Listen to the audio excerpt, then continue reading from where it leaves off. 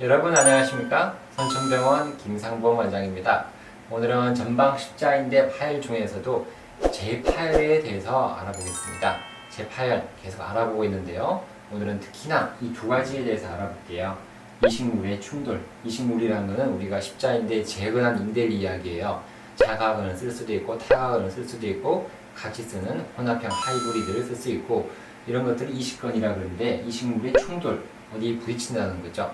그에 대해서 알아보고 또 우리 이식근, 인대의 긴장, 얼마만큼 텐션이 들어가야 되는데 텐션이 적절하게 들어갔는지 안 들어갔는지에 대해서 살펴보도록 하겠습니다. 자, 재파열의 원인 여러 가지가 있었습니다. 이 두 가지 외에도 또 여러 가지가 있었죠. 저번 시간에 알아봤던 비해부학적인 터널의 위치, 이식물의 충돌, 이식근의 적절한 긴장, 그리고 골 터널 내에 이식물의 고정이 잘 돼야 되는데 고정이 안 되는 것도 원인이 있어요. 고정을 잘 해야 되는데 터널 안에 뭔가 하다 보면 잘 안 돼요. 삑사리가 나거나 뭔가 한계가 부족한다든지 뭔가 이상한 경우가 있단 말이에요. 그런 것들이 있고 또 이식물을 어떤 것, 인대를 어떤 것을 것인가 그런 선택의 문제, 그리고 동반된 인대 손상 및 파열 등등이 여러 가지 재파열의 원인이 됩니다. 오늘 이 두 가지를 알아보는데요. 특히 이식물의 충돌은 큰 이식근은 좀 크거든요. 그것이 우리 여기에 들어가야 돼요. 요 사이에. 이걸 우리가 과간절흔이라고 합니다. 그런 말 영어로는 너치라고 이야기하죠. 튀어나온 걸 요 사이를 절흔이라고 해요. 과간절흔이라고 그러고 영어로는 너치 이렇게 부르게 됩니다. 요 사이에 들어가야 되는데 여기에 뭔가 충돌을 일으키는 거죠. 결과적으로 내측이나 과간절흔의 지붕에 충돌을 한다. 그때 뭐 이쪽에 인대가 이렇게 들어가거든요. 인대가 이렇게 이쪽을 이렇게 들어가야 돼요. 잘 들어가야 되는데 하다 보면 뭔가 부딪힐 수가 있죠. 인대가 이식근이 작으면 괜찮은데 생각보다 좀 굵은 경우가 있어요. 그러면 이렇게 되지 않고 굵은 경우는 여기에 부딪히기도 하겠죠. 이쪽 부분에. 이쪽에 튀어나와 있으니까 여기도 부딪히고 이쪽에도 부딪힐 수가 있죠. 내측이나 외측에 부딪힐 수 있다는 거죠. 결과적으로 충돌을 일으킨다. 그러면 또 이게 계속 충돌을 일으키다 마찰을 받게 되죠. 마찰을 받다 보면은 결국은 이게 본인께 돼야 되거든요. 인대를 본인께 되는 재형성, 통합, 인코퍼레이션 그게 돼야 되는 통합을 안 되게 되는 원인이 되고 그렇게 되면 결국은 나중에 시간이 지나면은 재파열이 된다는 거죠. 나도 모르게 인대가 없어져 있더라.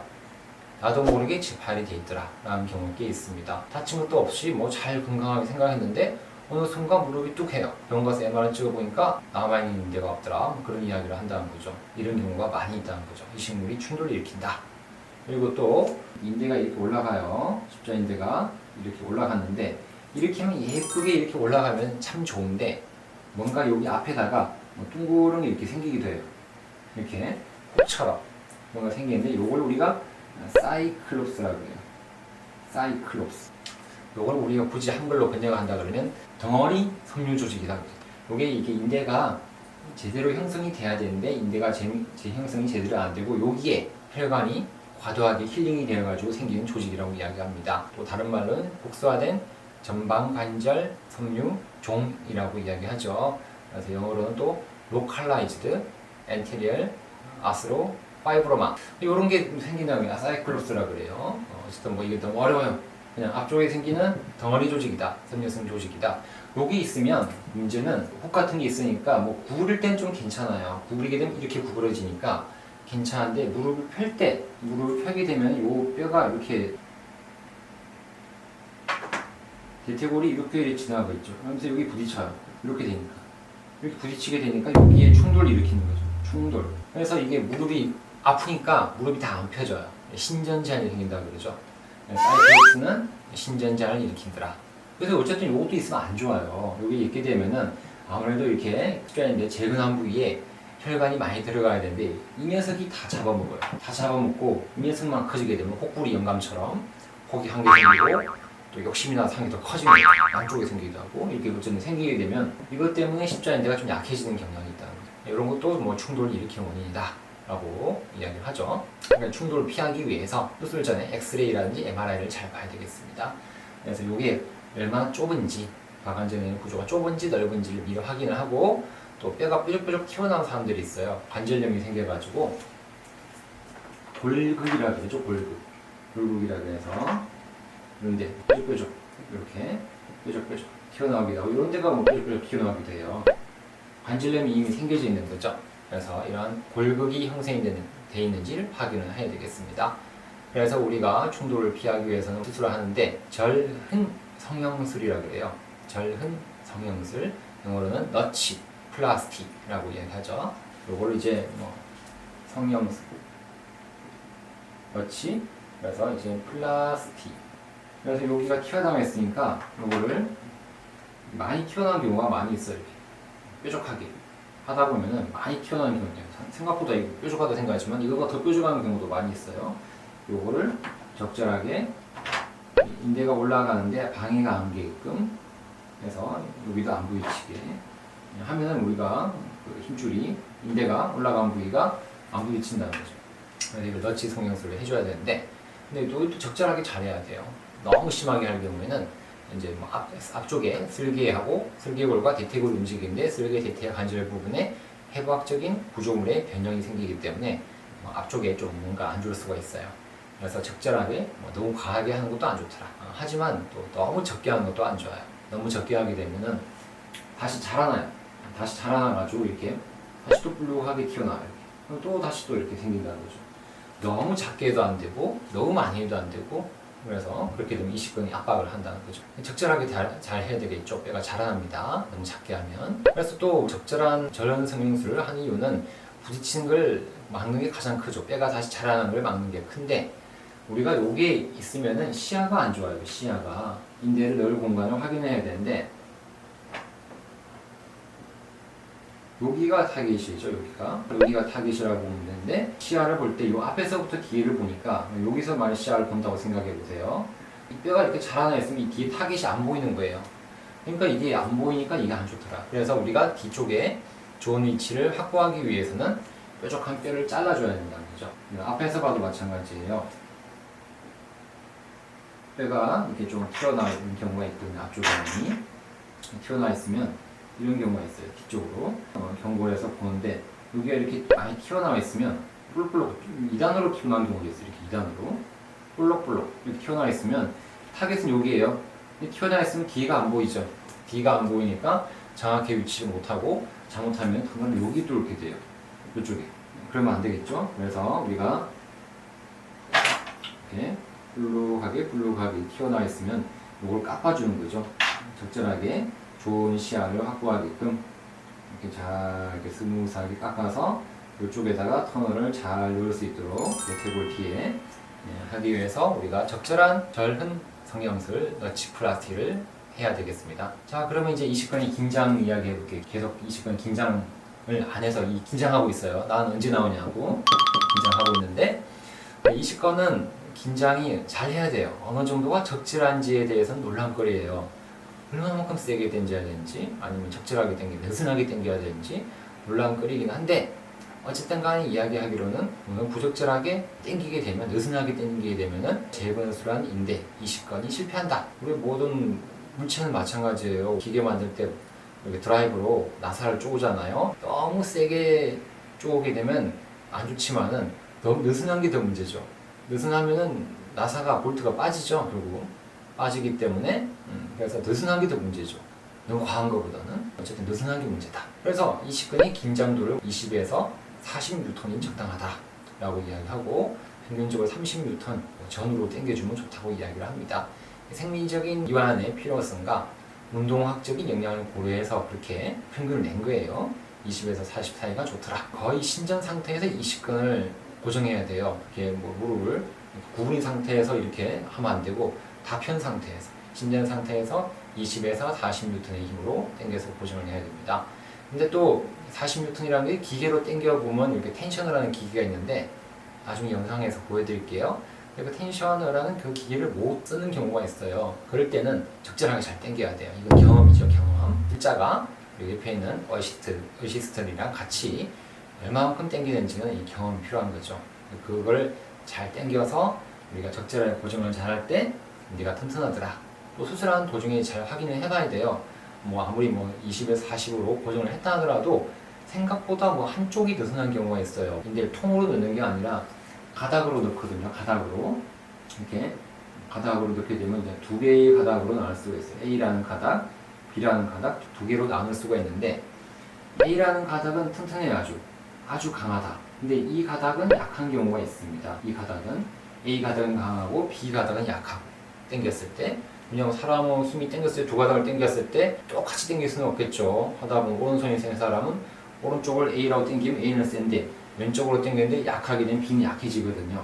이걸 또 이렇게 당기고 난 다음에 우리가 탐식자 프로브라 그러는데 그거를 A 가닥, B 가닥을 다 당겨봐야 돼요. 다 당겨봐서 텐션이 어느 정도인지 확인을 다 해봐야 되겠죠. 이런 것들 생각보다 복잡하죠? 긴장도 복잡합니다. 충돌도 중요하지만 이런 것까지 좀 우리가 그림을 그려서 알아봤습니다.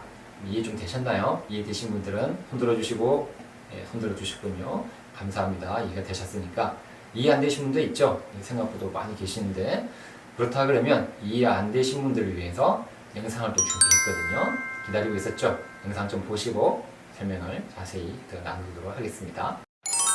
이제 영상을 보고 자세히 설명을 더 드리도록 하겠습니다. 절흔이라죠. 너치라는 것은 이렇게 뼈가 대퇴외과나 내과에서 튀어나온 것을 이야기하고 보통 외과 쪽에서 뼈가 튀어나오게 됩니다. 이건 뭐 선천적으로 이 뼈가 튀어나와 있는 거죠. 이렇게 그래서 뼈를 깎아주는 것을 절흔 성형술 너치 플라스티라고 이야기를 하죠. 저런 성형수로 다시 또 뼈가 자라나게 됩니다. 이렇게 뼈가 부러지면 다시 붓고 자라나듯이 이렇게 다시 자라납니다. 부적절하게 저런 성형수를 너무 작게 해서 이렇게 자라나는 경우도 있지만 아무리 저런 성형수를 잘하더라도 다시 이렇게 자라나는 경우가 있어요. 이유 없이 자라나는 경우가 있고 십자인대가 안 좋을 때 전방 십자인대가 다시 재파열이 되거나 재형성이 안 됐을 때 이렇게 뼈가 자라나는 경우가 많아요. 이렇게 더 자라나게 되면은 십자인대를 압박하면서 재파열이 되고 안 좋게 되겠죠. 여기도 자라났네요. 이렇게 텐셔너라고 그럽니다. 이거는 이식건을 잘 당겨주는 기구죠. 이렇게 인대를 걸어요. 바로 걸지나 실을 이용해서 걸게 되는데요. 적절하게 인대를 걸어서 20에서 40N 사이의 힘으로 잘 당겨주는 거죠. 또 잘 당겨야 되는데 너무 왼쪽으로 당기거나 오른쪽으로 당기게 되면 인대에 불균형이 생겨서 이식건이 뭔가 차이가 나게 되고 또 너무 세게 당기면 실이 끊어져요. 생각보다 실이 많이 끊어지는 경우가 많거든요. 그래서 이거 잘 당겨야 됩니다. 안 끊어지게 잘 당겨서 다시 수술하면서 시간이 딜레이 안 되게 잘 당겨야 되겠죠. 이렇게 적절하게 당기게 되고 그 다음에 인대를 경골 터널 안에 바이오스크루라고 그래요. 바이오스크루로 고정을 해주게 됩니다. 이제 케이스를 살펴보고 이해를 도와드리게 됐습니다. 축구하다가 넘어졌네요. 타병원에서 전방 십자인대 파열이고 연골은 괜찮다 했는데 전병원에서는 전방 십자인대 재건술을 하고요. 내측 반활성 연골은 파열이 돼서 봉합술도 같이 했죠. 충분한 저런 성형술도 같이 시행을 했습니다. 큰 대퇴외과, 뒤로 말린 대퇴외과라고 적어놨죠. 그래서 산 넘어 산이라고 그러죠. 대퇴외과를 앞에 쭉 이렇게 있는데 또 봉우리가 두 개예요. 산이 한 개, 그리고 이걸 깎고 나니까 산이 또 있죠? 두 개. 산이 두 개예요. 이런 경우가 상당히 대퇴 터널의 위치를 찾기가 힘들죠. 왜냐하면 깎았는데 뭐 이거 끝이라고 생각해요. 보통은. 여기다가 이렇게 터널을 뚫게 되면은 너무 앞쪽에 뚫리죠. 그러면 전방 십자인대가 안 좋아지겠죠. 산 두 개를 다 깎아야 돼요. 충분한 저런 성형술을 해주고 그래서 위치가 좋죠. 적절한 대퇴 터널을 확보를 잘 했죠. 수술 1년째 보니까 상당히 좋아요. 혈관도 잘 생성이 돼 있고 재형성이 잘 돼 있습니다. 아주 좋네요. 박수 쳐야 되겠죠? 박수. 짝짝짝짝 잘 돼있다. 약간 이렇게 뼈가 좀 튀어나와 있는데요. 귀엽게 봐줘야 되겠죠. 이 정도 튀어나와 있어도 전체적인 재형성 과정에는 큰 영향을 미치지 않는다. 요거 보고 앞에 거 요거 보세요. 꽤 많이 튀어나와 있잖아요. 요거는 뭐 아주 약과죠. 내 십자인대가 만들어지는 길을 이 정도는 방해 못합니다. 십자인대는 건강하고 좋죠. MRI 보세요. 화이트보드에 그린 거랑 똑같죠. 뼈가 이렇게 튀어나와 있는 거. 대퇴외과가 튀어나와 있으니까 인대가 올라가는데 걸리겠죠. 옆에서 본 사진 역시 앞에가 걸려요. 산 넘어 산이라고 그랬죠. 산이 한 개 있고 뒤에 보니까 약간 더 있죠. 이렇게 볼록볼록한 형태. 큰 대퇴외과는 전방 십자인대 파열을 일으키는 원인이고 또 재파열을 일으키는 원인이 되겠습니다. 두 번째 케이스 족구하다 다쳤죠. 국군병원에서 군인인데요. 전방 십자인대 파열을 진단받고 순천병원에서는 전방 십자인대 재건술을 하고요. 내측 반활성 연골은 절제를 하고 외측 반활성 연골은 봉합술 세 가지 했죠. 들어가서 또 저런 성형술도 충분하게 잘 해줬습니다. 큰 대퇴외과 튀어나와 있고 역시 뒤로 말려 있는 대퇴외과까지 같이 있죠. 그래서 이거를 다 깎아줘서 예쁘게 만들어줘서 예쁘게 됐죠. 그러면 타깃이 이 뒤쪽에 보이죠. 좋은 대퇴 터널의 위치를 최대한 뒤쪽에 잘 뚫은 케이스가 되겠습니다. 자, 이제 그림과 영상을 보고 나니까 이런 내용들이 다 이해가 되시죠? 예, 도움이 많이 됐습니다. 그래서 오늘도 전방 십자인대 파열로 수술을 하신 분들, 그리고 수술을 하셨던 분들, 그리고 제 파열로 고생하시는 분들, 이 영상을 보고 많은 도움을 받았으면 좋겠습니다. 영상을 보셨다 그러면 좋아요, 그리고 구독은 눌러주시면 좋겠죠. 오늘도 행복한 하루 되십시오. 안녕히 계세요.